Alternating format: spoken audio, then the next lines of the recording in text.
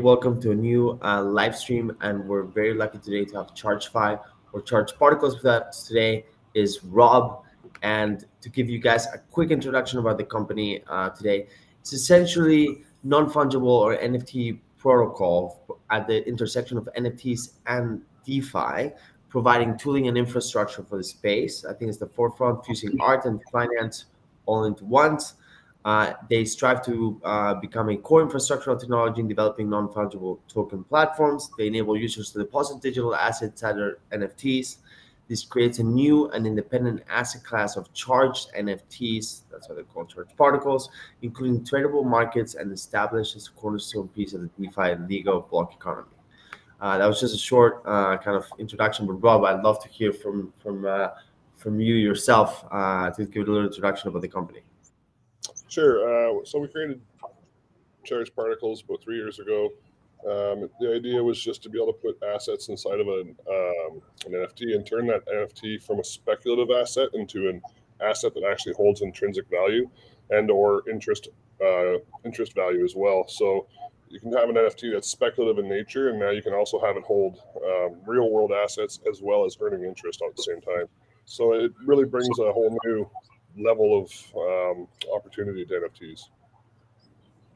There's many different ways we could take that. There's a lot of creative ideas, but we just provide basically the infrastructure, and then a lot of other people try to build the creative ideas on top of that and make a lot of neat use cases. Can you give us three examples for those three use cases that you've mentioned? A speculative asset in art, for example, one with other digital assets, and one with real world assets, all into an NFT? Sure. I mean, digital assets could be metaverse avatars. They could be real world items that are brought into the metaverse through NFTs. So there's more of a connection there with physical items regarding NFC tags. But once it's bridged, we can have assets inside the real world item, or sorry, the NFT, and bring that into the metaverse. So you can basically have like a debit card in the metaverse almost, where you could then spend your crypto assets in the metaverse itself. And then outside of the metaverse in real life, you'd have a matching debit card, for example, that you can spend your assets in the real world. Other examples might be like land deeds. Imagine owning a piece of land, and the land itself came with an NFT, and the NFT had, say, $10,000 in it, and that $10,000 earns interest enough so to pay the land tax every year for your actual physical land in the real world. Other examples would be like a basket of assets, like a brokerage product almost, where you could buy one single brokerage product, and then you contain 7 or 8 assets that are risk adjusted to your profile. So there's a lot of plays people can make on this. There's a lot of different things people can come up with. I think that's 3 fairly simple examples. A lot of them can get a lot more complicated though. Trust funds for children, time locked until they're 18. There's a lot of ideas we've had in the time that we've been operating. I mean, this is super interesting, and I'm very interested, and I guess it's a hot topic now, especially in what I call the builders market, right? In which people are looking for really sustainable business models and use cases for Web3. That real world assets has become a hot topic. I have a question. Before I put my real world asset, like a land deed, into an NFT, what is the blockchain part for verification that that real world asset is real and I hold it before I make it into a non-fungible token? Yes, definitely some fun things being built in that aspect. There's no nail in the coffin for that quite yet. So there's a lot of experimentation going on with connecting real world assets to obviously digital assets in a safe way, where the digital asset can't be cloned and copied and or reused by someone else. We have a few projects on the go. One of them is called Tagger, where we do associate NFC tags with real world items, and they're encrypted, so we can then provide proof of authenticity of that real world item connected to an NFT on the blockchain. So there's definitely techniques, and there's definitely projects that are growing in the space to connect real world assets with NFTs, but there's no smoking gun yet, I don't think, for that. And it's part of the fun about being able to build in this space, is you get to create these new bridges, these new avenues that take the world forward into the technology era. And I've seen, from looking at your track record, you've been a builder for a long time. I'd love to hear your own personal kind of uh, you know, why are you building in Web3? What was your own personal journey into this this world? So I've been a computer programmer, developer for over 20 years. I've been into fintech for the better part of 10 years, and I don't necessarily like what I've seen about money or the world in general, the way it handles finances. So when I was exposed to Bitcoin, I fell in love with the decentralized nature of it, of course. Um, and then Ethereum came around, and I learned that I could actually program money. So it's like programmable money. And I'm a programmer and I like money. It just was a natural fit. So I seen a nice, easy way to help um, deliver tooling and products that could break us free from that traditional financial world that is obviously very corrupt into a more decentralized nature. And I could be a part of that. When I noticed and I realized I could be a part of that, I kind of just dove heads deep. Yeah, I think especially nowadays with what we're seeing in the banking system, it doesn't really give us, it doesn't give much confidence in the traditional financial system. So, I mean, it's the narrative for crypto and NFTs and an alternative financial system is stronger than ever before, I believe, right? And I think it's reflected in sort of the market that we're in today. But I do believe that, prices got ahead of the real world applications and use of crypto and blockchain. And now people are having to get really scrappy and find those sustainable business models. And I find your use case particularly interesting, and actually kind of like, as you were saying, instead of the pure speculative asset, it's kind of bringing true value to NFTs that is traceable and also can be yield bearing tokens, right? And really at the intersection of DeFi.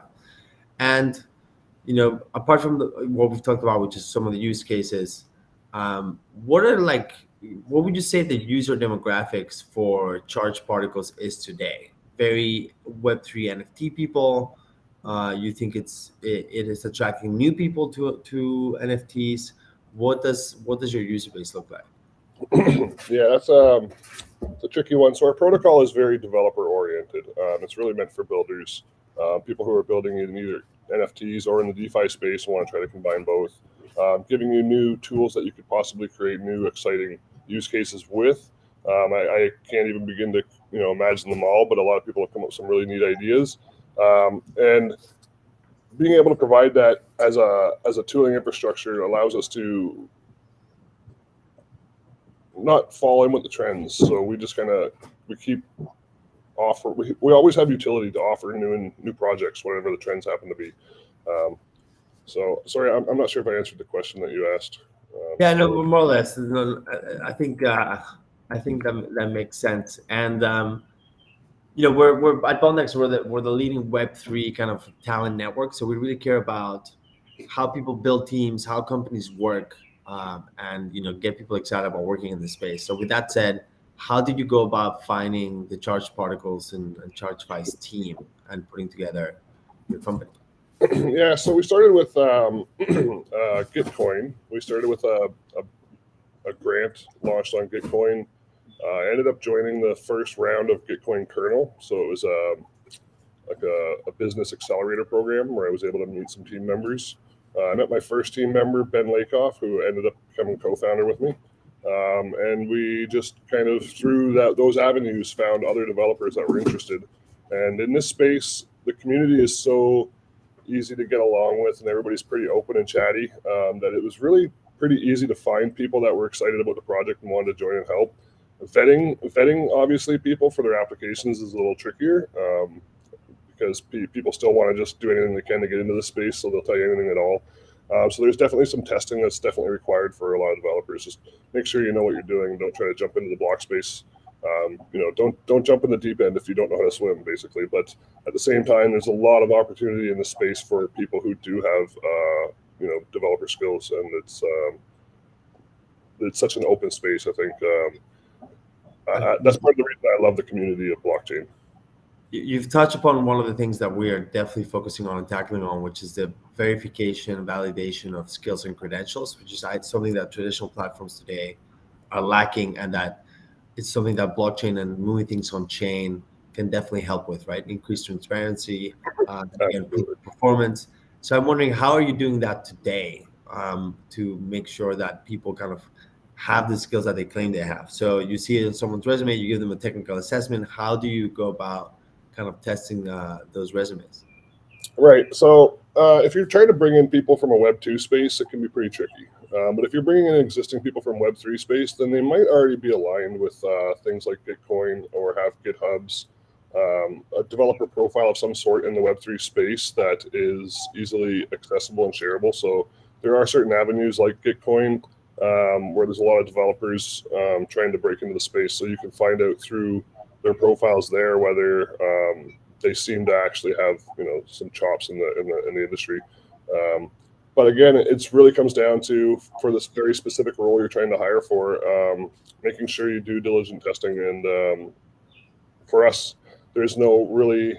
We've kept our eye open in the space for anything that might help in this regard, and there is certain communities that are very helpful. But at the end of the day, it all still comes down to the traditional testing that you have to do to make sure people actually have the skills that they say they do have.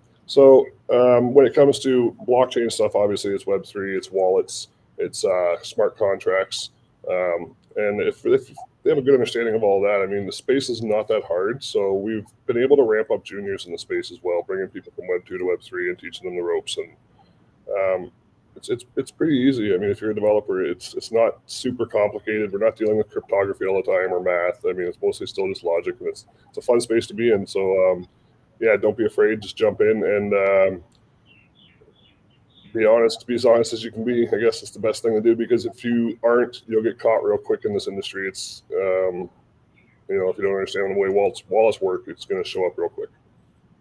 Yeah, that makes sense. And I guess, reskilling and upskilling is more important than ever, right? Especially if you want to be in emerging technology and the cutting edge, you always need to be learning about the latest and greatest. The pace of Exactly. change is very fast, but like you should always kind of have general information and grab the basics of each big theme from a technical point of view, right? So as you're saying, wallets, smart contracts, if you're going to go from a technical basis, if you're going to go from a business development basis, you should still know the high level kind of Web3 bits in order to secure a job. So if you look at it as a supply chain, again, education, reskilling, upskilling, and then going looking for a job. My next question is, beyond development, what are your usual channels to find people in Web3? And actually beyond that, what are the things that you look for when you're hiring someone for your company for Charge Particles? Passion. Definitely love people who are passionate about it. Like you said, rescaling, upscaling is always important. Excuse me. In this community, everything moves so fast that if you're not passionate about it, you're not going to keep up. 3 months down the road, you might just be falling out of interest with the project you're in or the space in general. So you really have to have that passion.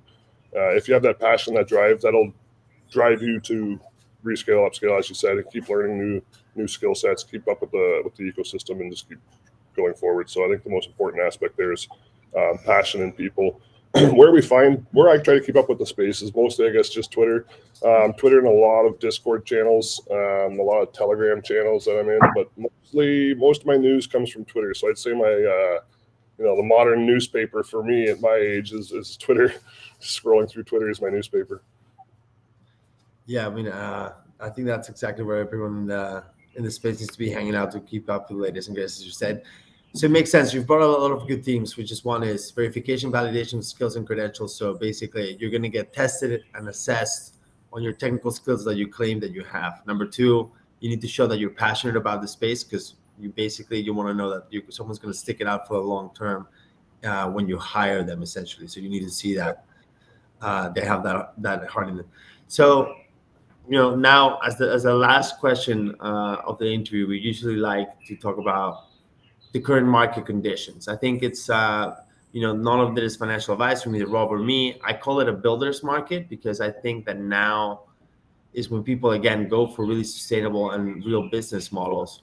What advice do you have to people that are currently going? I mean, in the current market conditions, what would you be your advice to people? I think it is a builder's market for sure. The bear market's usually a builder's market. There's not a lot of hype and ideas being thrown around that can kind of pull you off of course, so you can stay focused on your project, on your vision. And advice in that sense is exactly that: stay focused on your vision, because once the bull market comes and you're positioned well at the beginning of that bull market, you're going to see amazing adoption. You're going to see amazing community members joining you. It's the bear where we kind of stay quiet and we build in the in the bushes. But then when the bull market comes out, yeah, our projects will be there, ready to go, shine strong, and be ready to take that next step forward in this blockchain future that we have. So I think just like having that vision and never giving up.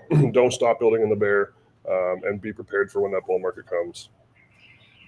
Thank you, Rob. And I guess to our to our viewers, I would say that it's also now a better time to pick the right project you want to be a part of, because quality is what survives, right? So be careful what you pick, and pick companies that you think are really going to be well positioned for that next cycle, as Rob was saying. And Rob, thank you very much for attending the live stream today. And thank you to all the loved ones that have been online. I recommend all of you go check out ChargeFi. And Rob, where can people find you and reach out to the company?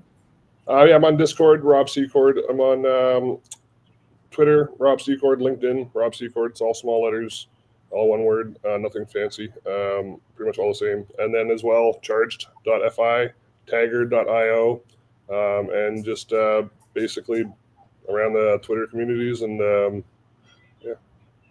Perfect. Well, thank you, Rob. Thank you, everyone, for attending. And again, go check out charge.fi. Thank you Awesome. very Thank much. Have a great week, everyone.